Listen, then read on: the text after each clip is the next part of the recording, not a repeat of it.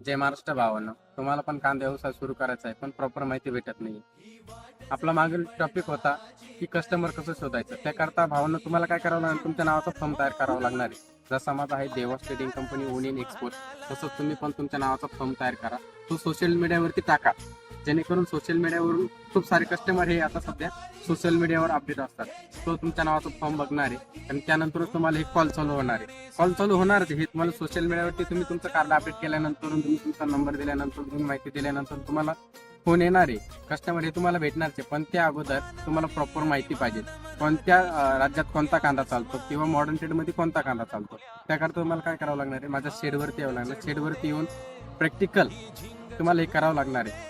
कारण की प्रॅक्टिकल आणि ऑनलाईन तर कोणी पण नुसतं व्हिडिओ बघून किंवा क्लासेस करून तर आपण प्रॉपर माहिती शिकू शकत नाही. त्याकरता तुम्हाला नक्कीच माझ्या शेडवरती तुम्ही व्हिजिट करा.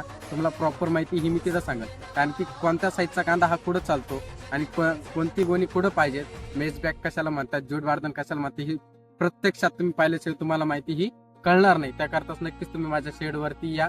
त्यानंतर आपण तिथे संपूर्ण माहिती ही तुम्हाला मी तिथं सांगणार आहे. त्यानंतर तुम्हाला कस्टमर अजून कसे कस्टमर वाढवायचे, आपण कुठं व्हिजिट केली पाहिजे हे तुम्हाला मी नक्कीच सांगतो. जय महाराष्ट्र भावांनो, अशाच नवनवीन व्हिडिओसाठी नक्कीच माझ्या पेजला फॉलो करा. जय महाराष्ट्र.